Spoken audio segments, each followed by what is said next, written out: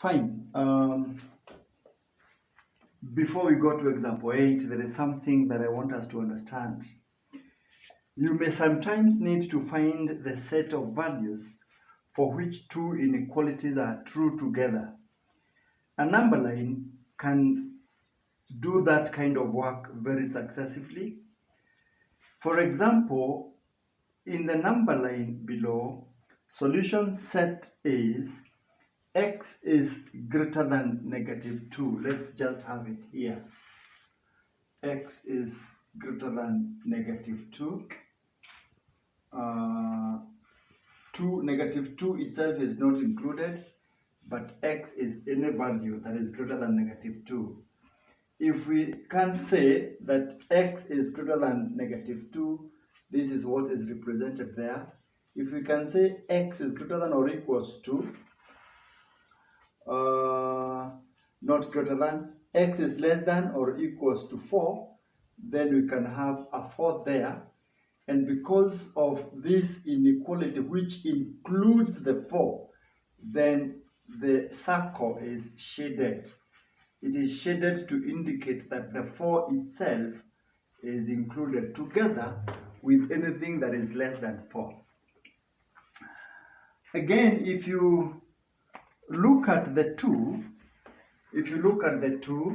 both of them are true within that range. Both of the two inequalities are true within that range. So we can combine them and put the x in the middle, that x is greater than -2 and the same x is less than or equals to 4. That makes a lot of sense.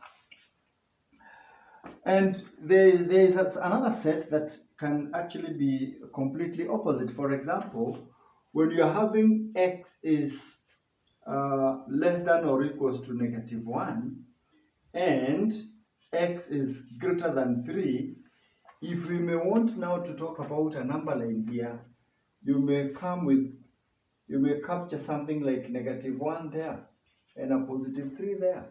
So x is less than or equals to -1.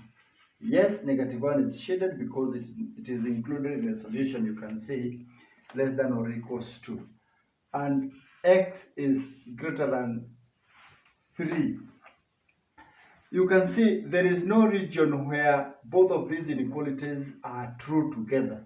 So we cannot combine and form a compound inequality. We can only present them independently the way they are.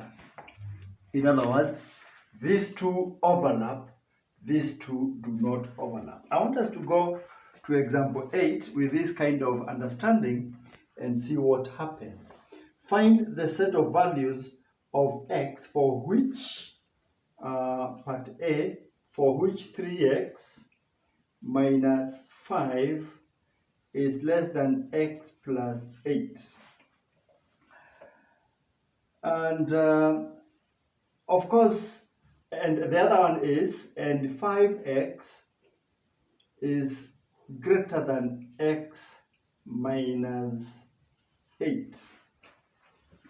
If we may want to solve the first equation, and we call this equation 2, if we may want to deal with the first equation, we are going to have, from equation 1, we are having 3x minus x is less than 8 plus 5, which is 13. And this one gives us 2x is less than 13. Having said that, of course, you can see x is less than 6.5. Now, from equation 2, let's have it down here. You will understand that 5 minus x is going to be 4x, still greater than minus 8, and x is greater than minus 2. So if you are expected to represent this one in the same set, in the same number line, you will have it here, and x is greater than minus 2, and because minus 2 is not included, then we have that boundary, and x is anything greater than minus 2. But For the other one, we are going to have something to do with 6.5. And 6.5 is also not included, but of course it is the boundary. And for any value of x that is less than 6.5, it makes a lot of sense. And you can see the two inequalities, when they are represented on the number line, there is an overlapping, they do overlap. And if they do overlap, it means between that boundary and that boundary, the two inequalities make sense. So we can combine them and form a compound inequality and say what? X is greater than minus 2, but the same x is less than 6.5. And that is how we can present that part A of example 8. Let us look at part B of the same example 8. And we have x minus 5 is greater than 1 minus x. Or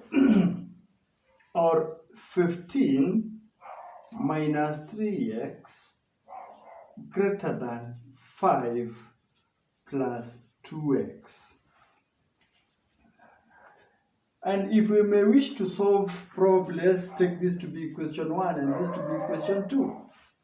If we may wish to solve equation 1 independently, we're going to have x plus x, because this one is going to come across and it is going to be added. So from 1 we have 2x greater than 1 plus 5, which is a 6. And from this one you can already see that x is greater than a 3.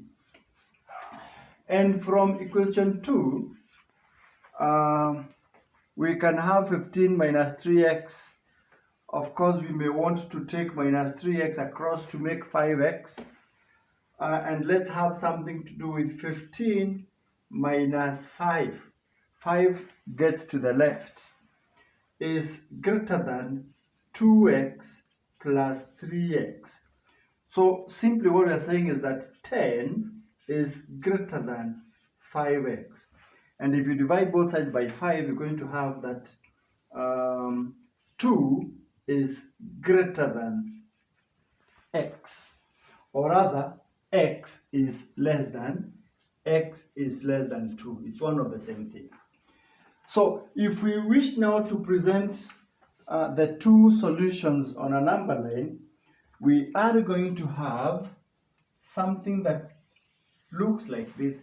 There's a boundary which is at 2, and there's a boundary which is at 3. What does that mean?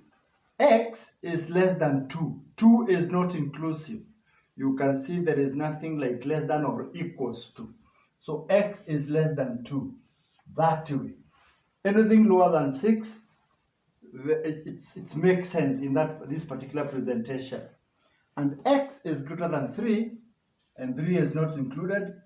So for anything that is greater than 3, then it supports that kind of inequality.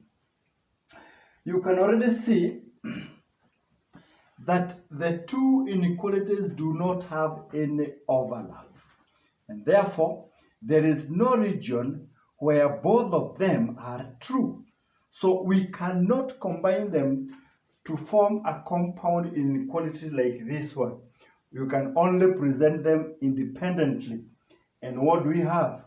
X is greater than 3, or x is less than 2. Those two cannot be combined because they won't make sense anyway. All right?